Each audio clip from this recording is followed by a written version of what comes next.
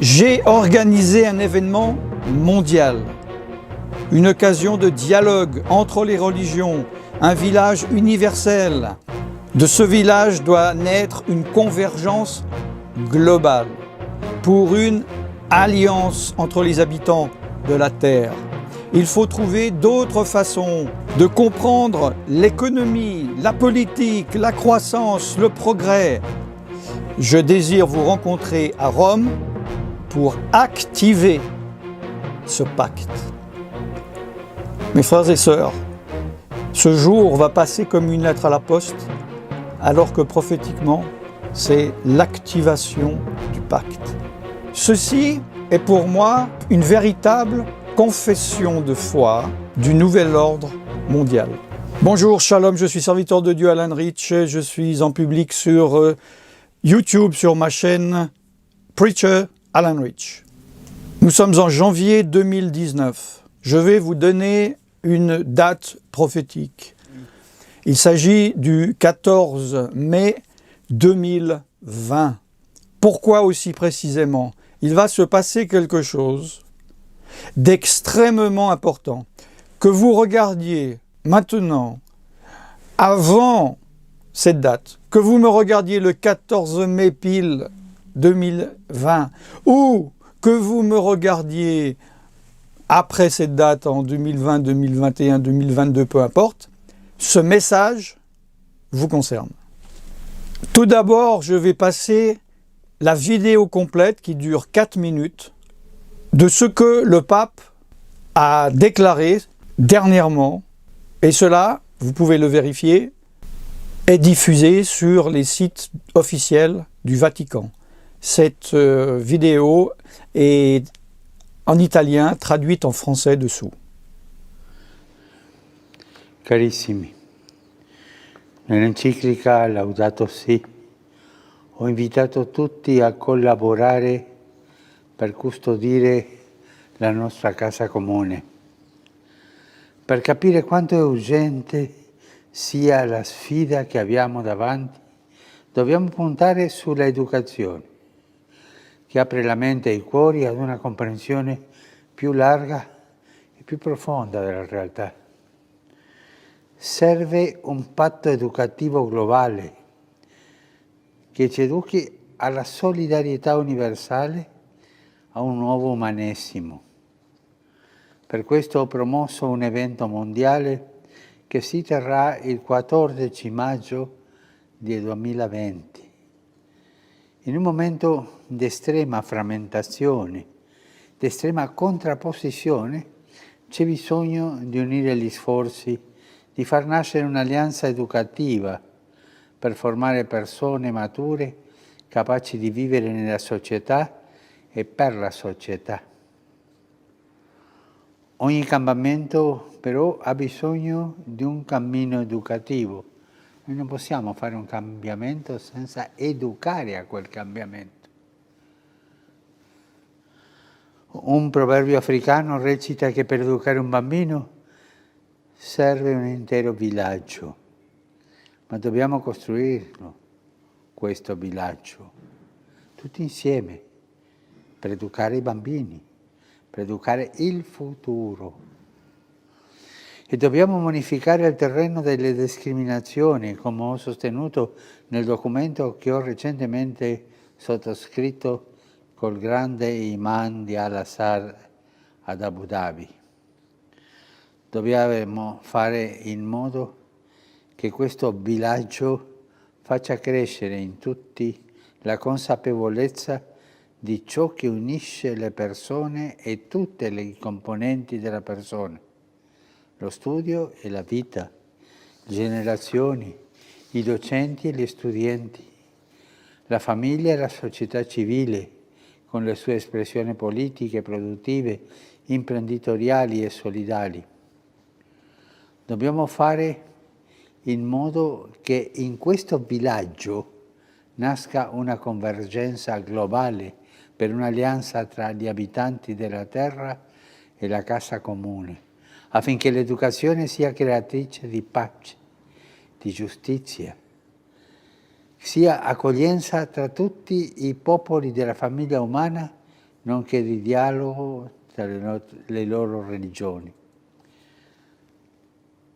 Un villaggio universale, ma un villaggio anche personale di ognuno.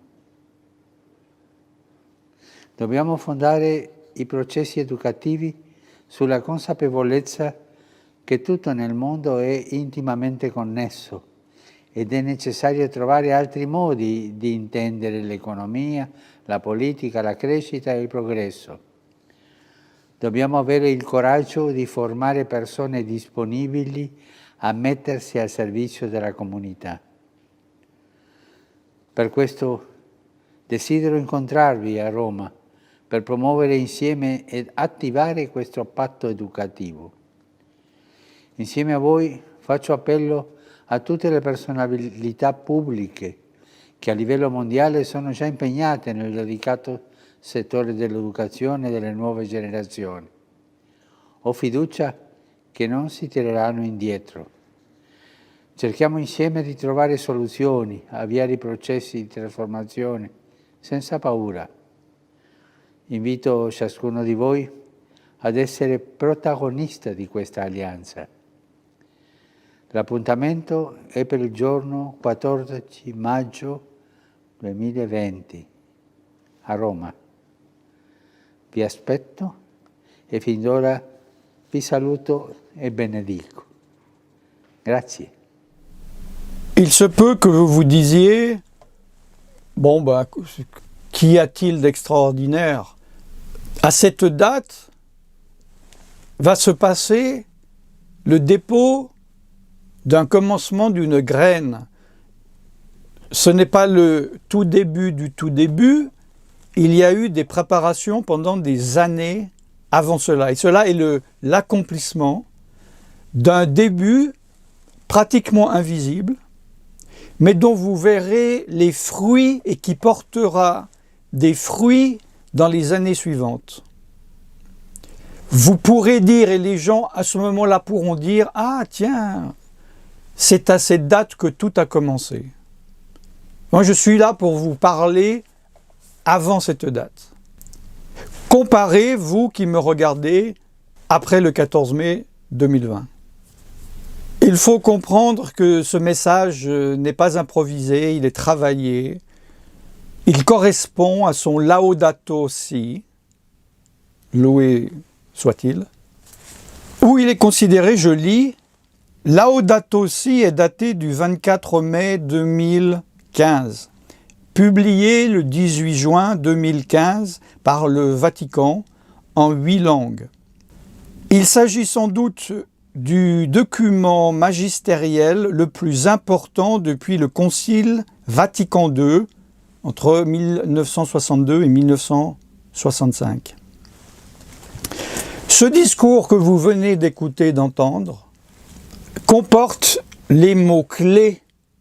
Je ne veux pas dire que cela est caché, dissimulé, ceci est concentré. Il faut comprendre ce qu'il y a, l'ampleur de ce qu'il y a derrière ces mots, et beaucoup de personnes comprendront beaucoup trop tard ce que le pape a dit dans ce message que vous venez de voir.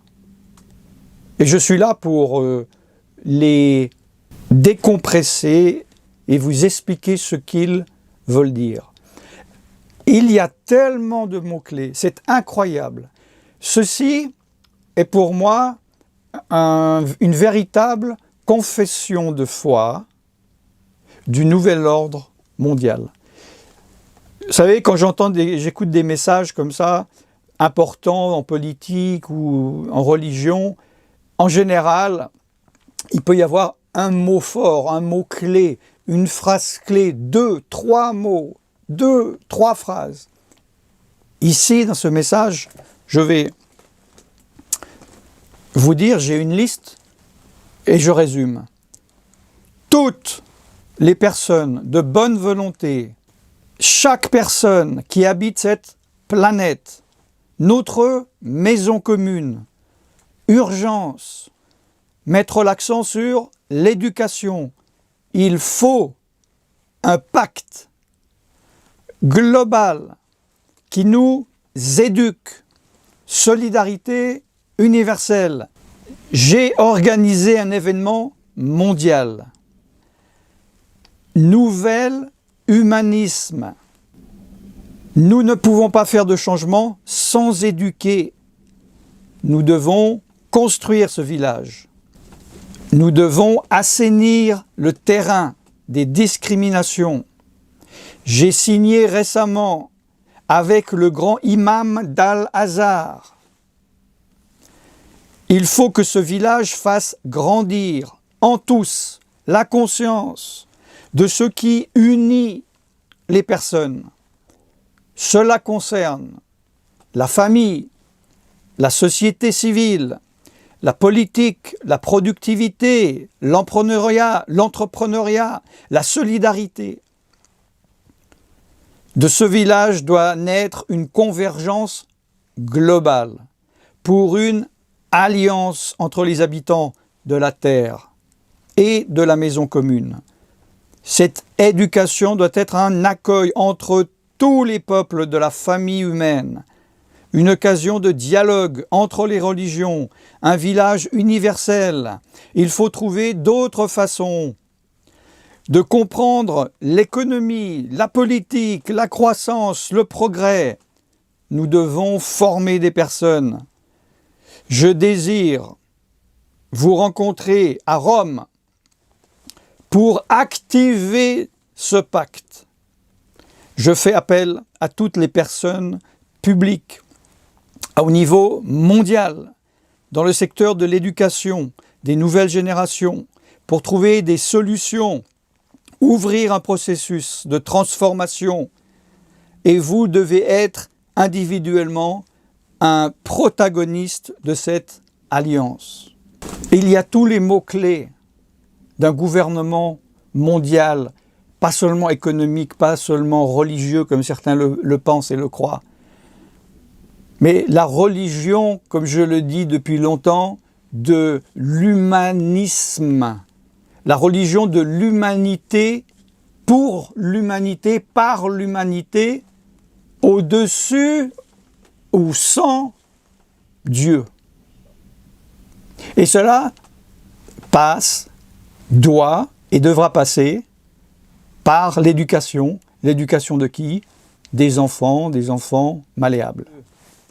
Depuis de nombreuses années, j'ai des arguments avec des personnes qui sont persuadées qu'un jour ils vont se réveiller et dans leur boîte aux lettres, il y aura une convocation pour aller se faire mettre une puce sur la main et qu'on leur annoncera que s'ils n'acceptent pas, ils ne pourront plus utiliser leur carte de crédit. Depuis des années, je dis que ce n'est pas comme ça que ça se passera. On m'a traité d'imbécile, d'ignorant. Voilà.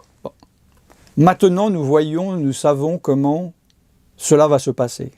Cela va se passer en douceur.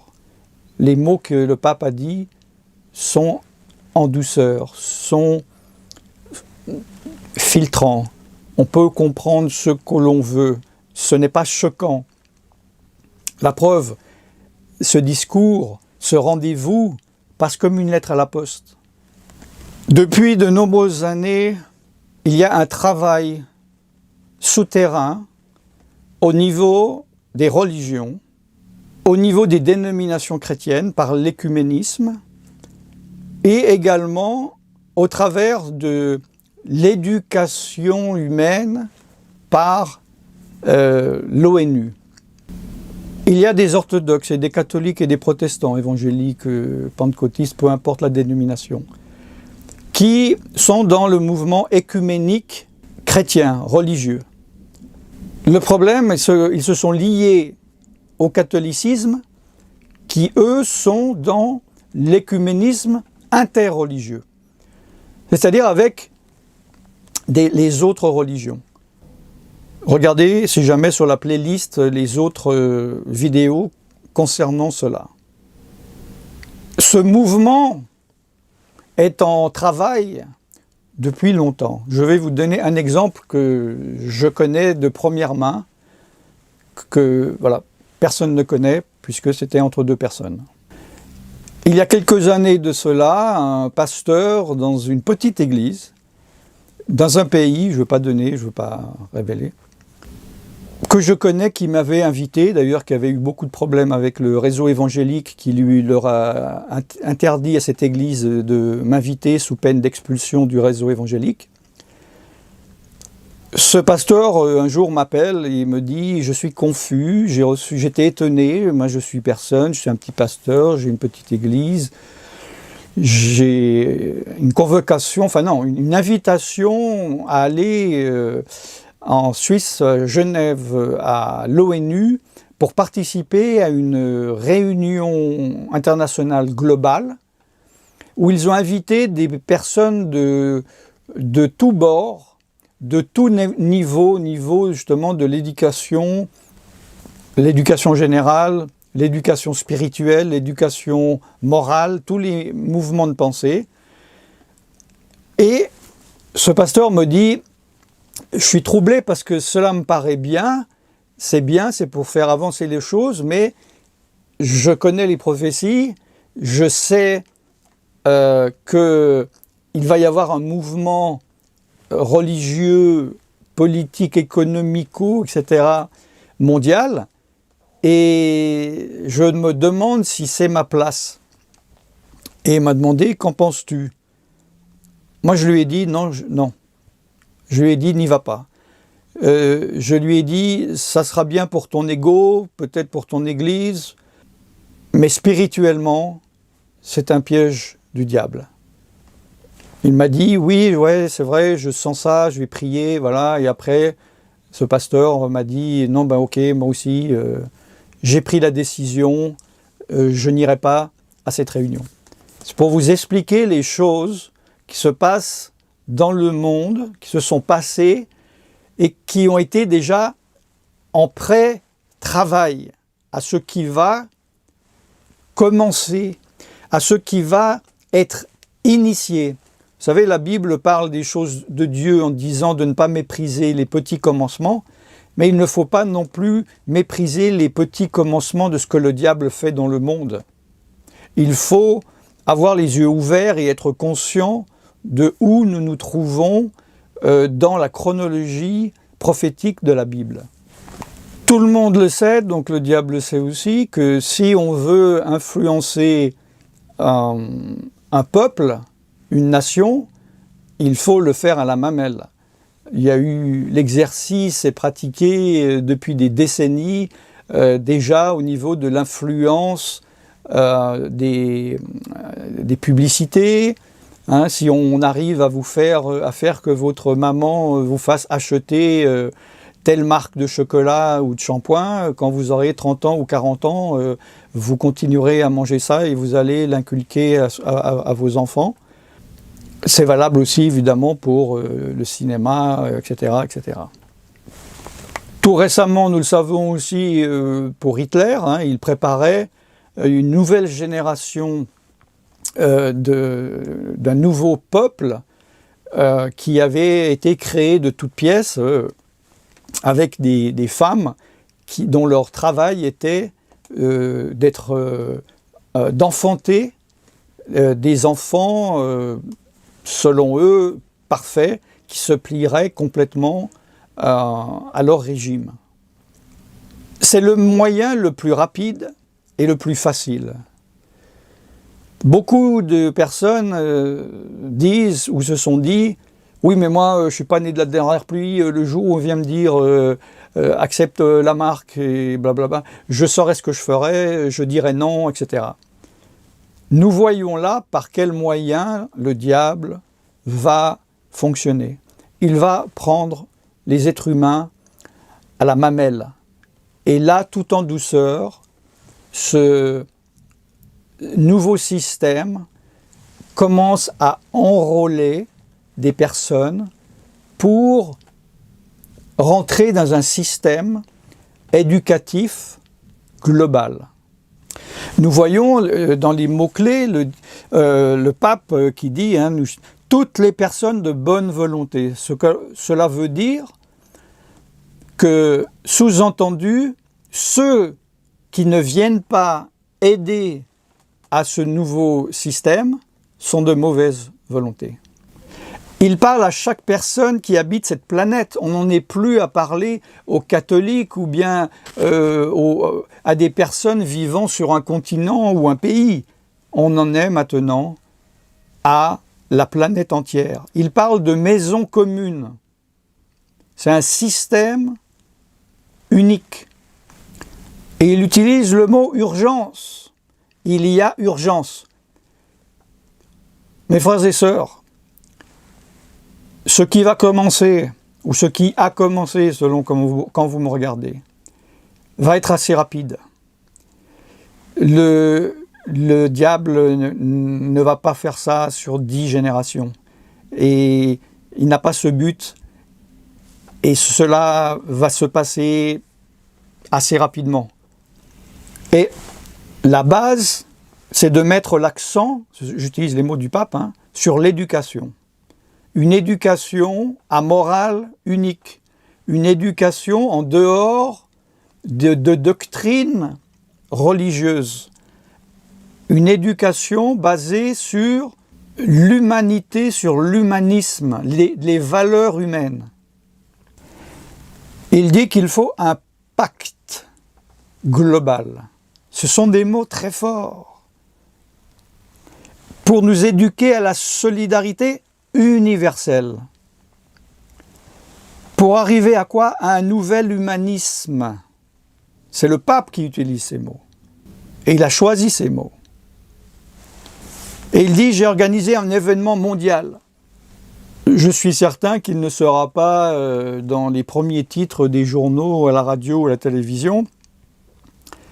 Il y aura peut-être même un événement juste avant, pendant ou juste après dans le monde qui va détourner l'attention du peuple de la terre. Il dit, ce chemin a besoin d'un chemin éducatif. Cela passera par l'éducation. Le diable révèle ses cartes. Le diable veut changer et le pape dit, nous ne pouvons pas faire de changement sans éduquer à ce changement. Il y a une éducation à se faire. Nous devons construire ce village. Le diable a déjà un plan, il sait déjà où il va. Pour éduquer les enfants et éduquer le futur. Nous devons assainir le terrain des discriminations. Qu'est-ce que cela veut dire? Cela veut dire que tous ceux qui vont discriminer ce projet seront considérés comme des discriminateurs. Tous les ennemis de ce projet seront considérés comme des ennemis de la paix du monde, de l'effort universel pour avancer vers le bien de l'humain. Il a signé il n'y a pas longtemps un accord avec le grand imam d'Al-Azhar. Cela est interreligieux. Il faut que ce village fasse grandir en tous, la conscience de ce qui unit les personnes. Cela passe évidemment par la conscience. Et il dit cela concerne pas seulement l'éducation, mais la famille, la société civile, la politique, la productivité, l'entrepreneuriat, la solidarité. Et ça y est, il a lâché les mots. Il va au-delà de la politique, il va au-delà du religieux. Le diable a sorti les cartes qu'il cachait jusqu'à maintenant. Nous devons faire que dans ce village naisse une convergence globale, une unité globale, pour une alliance entre les habitants de la terre et de la maison commune. La maison commune, c'est cette maison qu'ils sont en train de construire. Mais nous savons qu'elle n'est pas construite par Dieu, elle est construite par le diable. Et la Bible dit, si ce n'est l'Éternel qui construit la maison, ceux qui la construisent en vain. Il dit que cette éducation va faire l'accueil de tous les peuples de la famille humaine, la famille unie, ainsi qu'une occasion de dialogue entre leurs religions. Il a dit le village universel.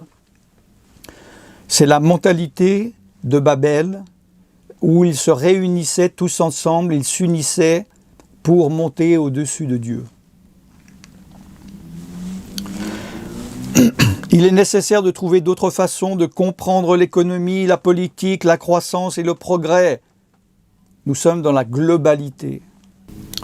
Nous devons former des personnes disponibles au service de la communauté, c'est-à-dire maintenant la phase qui va se passer, c'est de trouver des personnes, des personnalités qui sont dans l'éducation, de près ou de loin, dans les écoles, tout ce qui concerne les associations, quoi que ce soit, et ils vont demander que tous ceux de bonne volonté viennent pour participer à cet élan.